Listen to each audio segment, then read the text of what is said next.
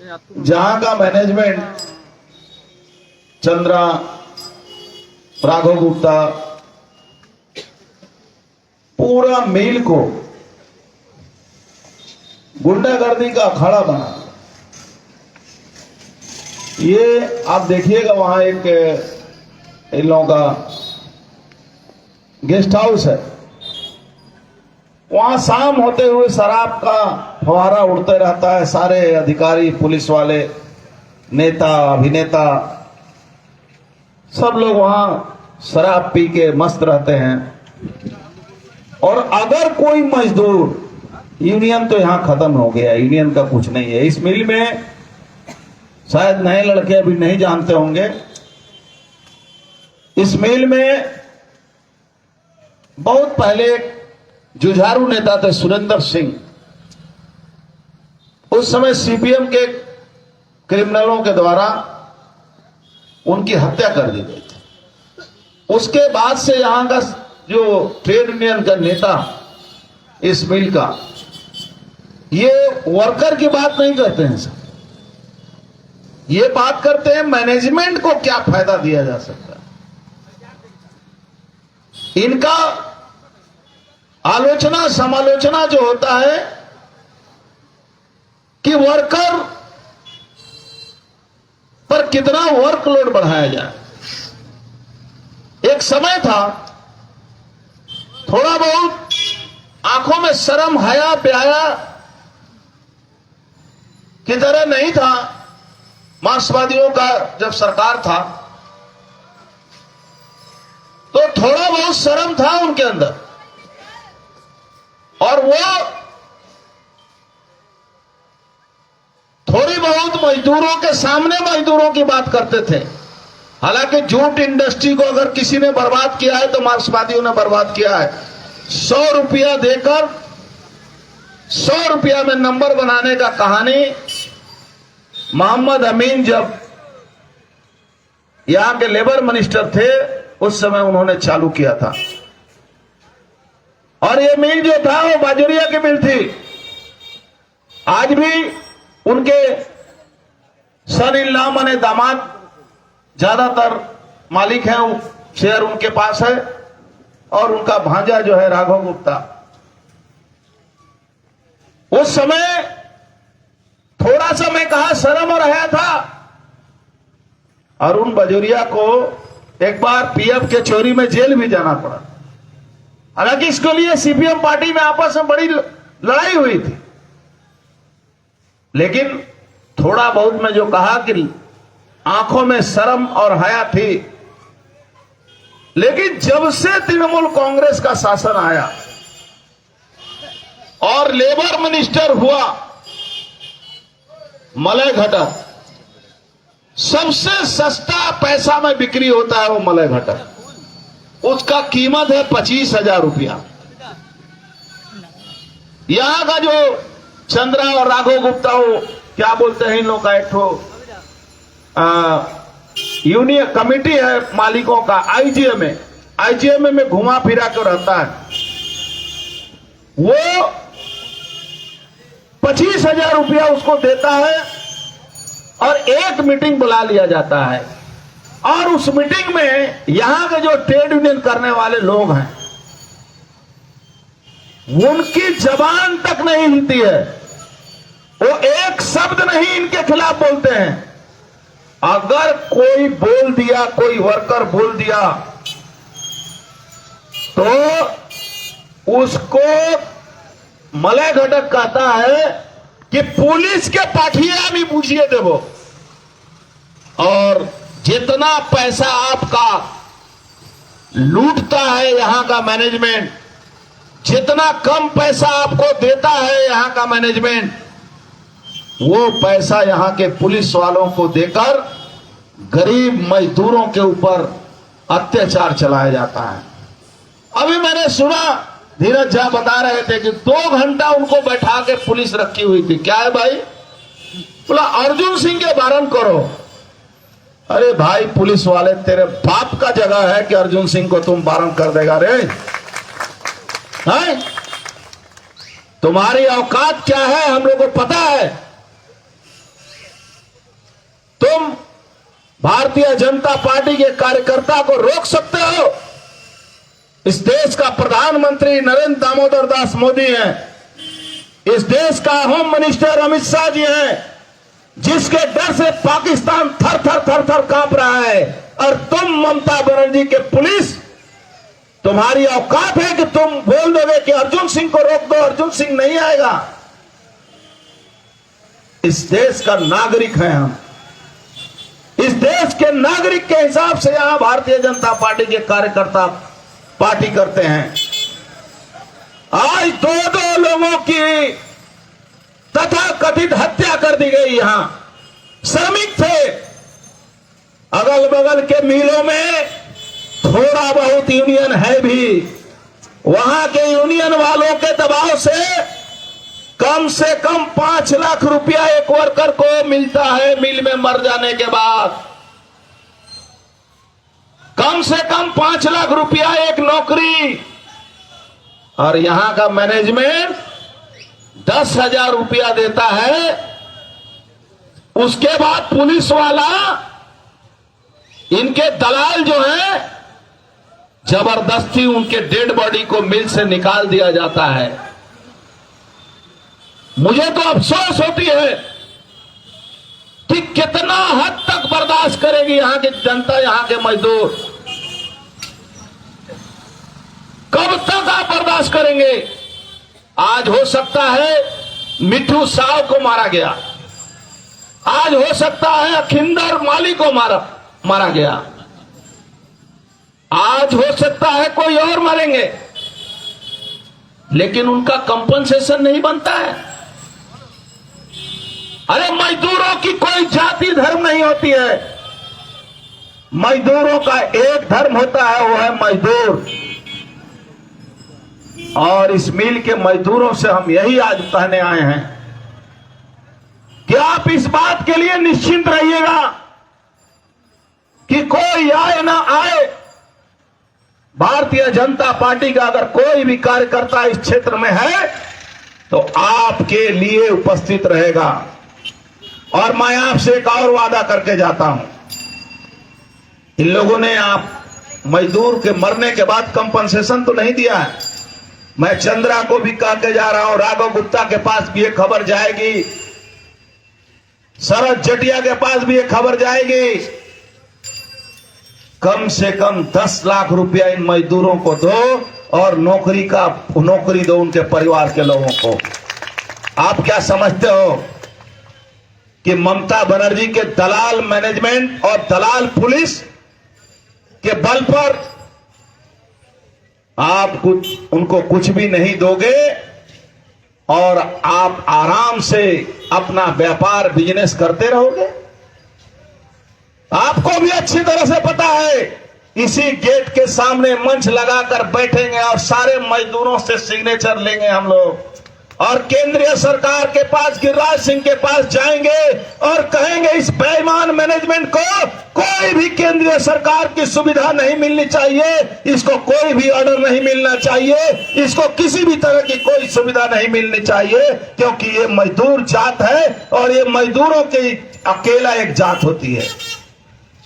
आप धर्म और संप्रदाय के बारे में आपस में मत सोचिए, मजदूरों का एक जात होता है।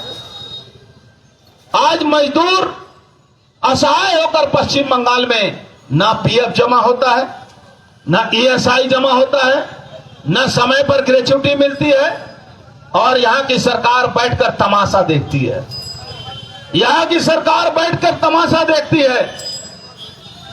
और एक बात और भी बता दें हम लोग, ये कोई खोखली वादा नहीं है। मजदूर जो दोनों मरे हैं, आपको याद होगा ये पेपर पल्स में 5 लोग मारे गए थे और 5 लोगों को हमने 10-10 लाख रुपया दिलवाया था। और आज भी पक्का के जा रहा हूं, पैसा तो चंद्रा तुम्हारे पॉकेट से ही निकाल के हम इनको देंगे। हम सक्षम हैं, दे सकते थे अपने से, लेकिन पैसा तो तुमसे ही दिलवाएंगे। और ये तुम जान के रखो, ये 10 लाख तुमको 10 करोड़ की तरह भारी पड़ेगा, इतना तुम दिमाग में सोच के चलना। ये 10 लाख रुपया अगर तुम नहीं दिए तो तुम आने वाले दिन में अपना 10 करोड़ का कैसे नुकसान होगा, इतना तो तुम जानते ही हो कि अगर मैं कोई बात कहता हूं तो उसको जरूर करता हूं और जरूर करूंगा। इस बात में ध्यान रखना, इस बात पर ध्यान रखना। हमारे पूर्व वक्ता सुदीप तो एक बात कह रहे थे, यहाँ के एमएलए, यहाँ का चेयरमैन, यहाँ का काउंसिलर, अरे वो सब भूल जाइए। इस एमएलए का परिचय क्या है? एमएलए का परिचय है इसके पिताजी सट्टा लिखवाते थे, सट्टा के बुक्की थे। इस एमएलए का परिचय क्या है? इसके घर के लोग शराब बेचते थे। इस चेयरमैन का परिचय क्या है? ये एनडीपीएस केस का खाया हुआ आसामी है। अब इस तरह के लोगों को ममता बनर्जी एमएलए और चेयरमैन बनाएगी गुंडा और पुलिस के दम पर, तो आप क्या सोच सकते हैं? इससे मजदूरों का भला होने वाला है? इससे मजदूरों का भला हो सकता है? इससे मजदूरों का भला नहीं हो सकता है। ये मजदूर की मजदूरी के बारे में जानते ही नहीं है। मैं खासकर मजदूर साथियों से और एक बात कहना चाहता हूं कि आप मजदूर भाइयों, जब चुनाव आता है तो आपको, आपके अंदर, आपके बीच में कहीं बिहारी बंगाली, कहीं बांग्ला भाषी हिंदी भाषी, कहीं हिंदू मुसलमान, कहीं कुछ। एक बात तो जान के चलिए, ये कोई भी मुसलमान भारतीय जनता पार्टी के पक्ष में वोट नहीं देगा। तो कम से कम आज मुर्शिदाबाद की जहालत सहना पड़ता है हिंदुओं को, बंगाली हिंदुओं को।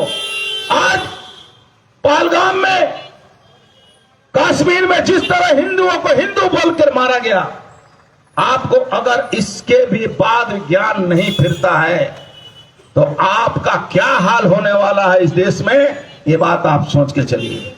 और पश्चिम बंगाल का तो हालत छोड़ दीजिए।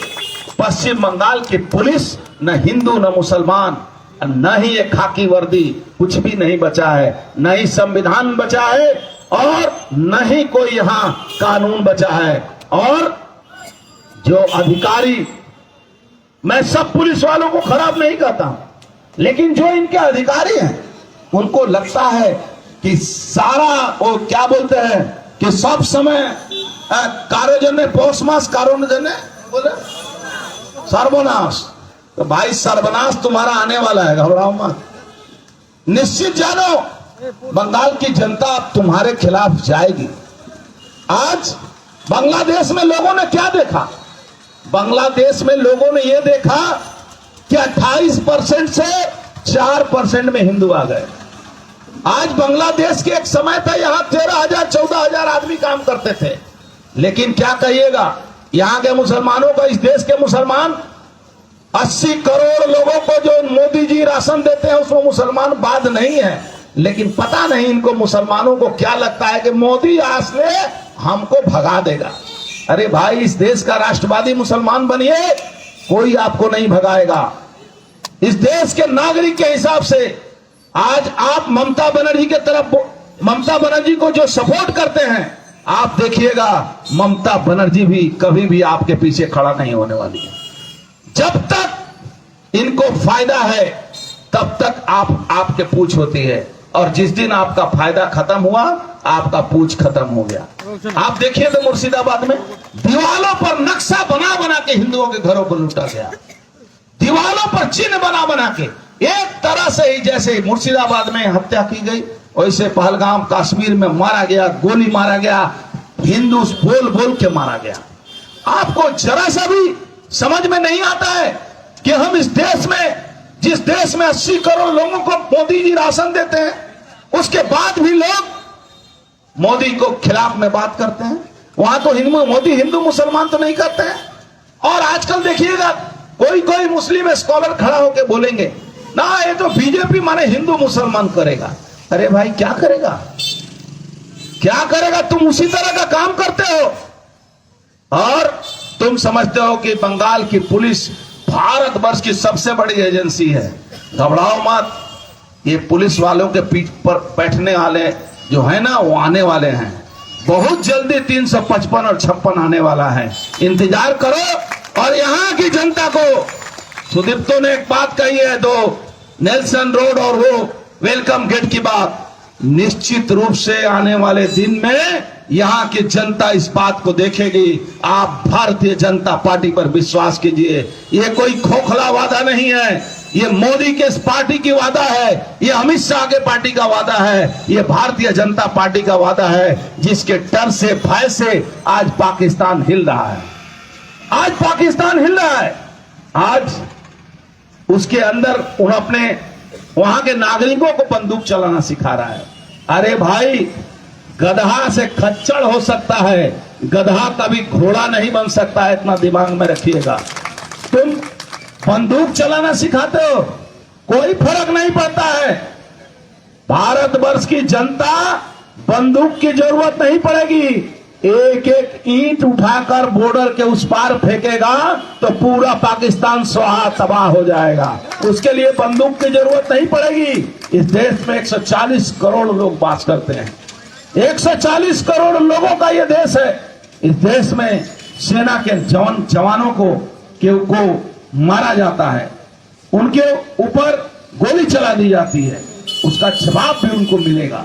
आने वाले दिनों में हम जरूर निश्चित रूप से हम शांति के पैगाम को देते हैं, लेकिन हम शांति के पैगाम के देने के साथ साथ हम गांधी जी के साथ साथ भगत सिंह को भी सम्मान करते हैं। इतना बात जरूर दिमाग में रखिएगा। आइए फिर मजदूरों की बात करें। हम मजदूर साथियों से बहुत कुछ बोलने के लिए यहाँ आए थे और बहुत कुछ बोला भी हमने आपको, लेकिन इतना जरूर है कि आप सिर्फ बोलने की बात नहीं है, आपको दिखाई भी देगा। बस आप समर्थन कीजिए, आप हम लोग को सपोर्ट कीजिए। और इनके ये जो यहाँ का जो मैनेजमेंट है, जिस तरह से आपके ऊपर रोड चलाता है, एक अकेला मिल है। मैं तो कभी कभी मुझे मिला था यहाँ के मैनेजमेंट के लोग, गिरिराज सिंह आए थे जूट रिसर्च सेंटर में, तो मैंने कहा था कि एक ऐसा मिल है जो सबसे ज्यादा मजदूरों पर जुल्म करता है। उस समय दांत निकाल के हंसने लगे ये लोग, और मैंने मंत्री से कहा था कि मंत्री जी, ये सब ऐसा सियार है जो रंग करके आया हुआ आपके पास, ये लोग कभी मजदूर का भला नहीं करता है, आप निश्चिंत रहिएगा। तो मैं एक धीरज झा और अमित चौबे से कहूंगा कि यहां पर बैठकर आप सभी यहां के मजदूरों से सिग्नेचर लीजिए। और इस मैनेजमेंट से हम लोग बोल के जा रहे हैं, तुम्हारा जुल्म का सीमा जो है अब पार हो रहा है। अब ये जुल्म करना बंद करो, तुम्हारे पीछे कोई खड़ा नहीं होने वाला है। तुम पुलिस के बल पर यहाँ मीटिंग रोकवाने के सोचते हो, पुलिस के बल पर तुम सोचते हो कि यहाँ गुंडों को भेजकर यहाँ के मजदूरों को दबा देंगे। अरे ऐसा नहीं होता है। अगर ऐसा होता तो कोई भी देश में, किसी भी देश में गणतंत्र नहीं रहता। ये गणतंत्र वाला देश है, यहाँ कानून है, यहाँ संविधान है। तुम कोर्ट में जाओगे, तुम कानून को दिखाओगे, तुम्हारे ऊपर भी कानून दिखाने वाले लोग हैं। और मैं एक बात अच्छी तरह से कह के जाता हूं, पैसा तुमको देना ही पड़ेगा। और वर्करों के साथ जो अन्याय हो रहा है, जो मिल के अंदर मैनेजमेंट का जो रवैया है, जो मजदूरों के कोई भी जो बुनियादी सुविधा है, वो सारी सुविधाएं तुमने खत्म कर दी है। आज चाहे वो डिस्पेंसरी हो, चाहे वो किसी भी मजदूरों को ले जाकर हॉस्पिटल में भर्ती कराना हो, ईएसआई जमा नहीं करना हो, सारे तरह के अपराध तुम करते हो। और उसके बाद भी तुम कहते हो कि हम लोग, ममता बनर्जी हमारी मुख्यमंत्री है। अरे ममता बनर्जी का काम ही है, जिस तरह से सीपीएम ने जूट मिल को बर्बाद किया, उसके बाद ममता बनर्जी को लाया गया कि मजदूरों को कुछ भला करेगी। तो ममता बनर्जी ने, जैसे सीपीएम ने 56,000 कल कारखाने बंद किए, और जो बचा था ममता बनर्जी ने पूरे कारखाने को आधा कर दिया। और यहाँ का तृणमूल को तो बात ही छोड़ दीजिए, नईहट्टी में देखिए गौरीपुर जूट मिल, आज उसका ईंट, उसका मशीन, उसका बालू, उसका घास तक चोरी करके बेच दिया गया। सीसी कारखाना बिक्री हो गया, खत्म हो गया, कुछ भी नहीं बचा है। आईपीपी इंडियन पेपर पल्स, आप हालत देख लीजिए, खत्म हो चुका है। इस मिल को भी, इस मिल में भी रोलर चलाकर यहाँ के श्रमिक, खासकर जो लोग यहाँ श्रमिक हैं, उन पर इतना अत्याचार करो कि ये छोड़कर चले जाएं और ठेकेदारी करने के लिए तृणमूल के लोग बैठे हुए हैं। पूरा तृणमूल पार्टी के नेता ठेकेदारी में व्यस्त हैं। सारे मिल में जितना भी ठेकेदार देखिएगा तृणमूल के लोग ठेकेदारी करते हैं। तो मजदूर साथी, आपको बढ़िया से ध्यान में रखना होगा और वादा को फिर दोहराते हुए कि जिस तरह से नेल्सन रोड की बात कही कि वो इस देश के अंदर ही है, वहां भी मूर्ति जाएगी और उसी तरह उस गेट पर जो वेलकम गेट है वहां भी भगवान की मूर्ति बस बैठेगी। और उसी तरह इस मैनेजमेंट से भी 10 लाख रुपया दोनों भाइयों को दिलाएंगे हम लोग। और कैसे दिलाएंगे? चाहे पुलिस वाले तुम जितना भी चेष्टा कर लो, जितना दारू पीना है इनसे पी लो, जितना खाना है मुर्गा मुर्गी खा लो, पैसा तो इनको देना होगा।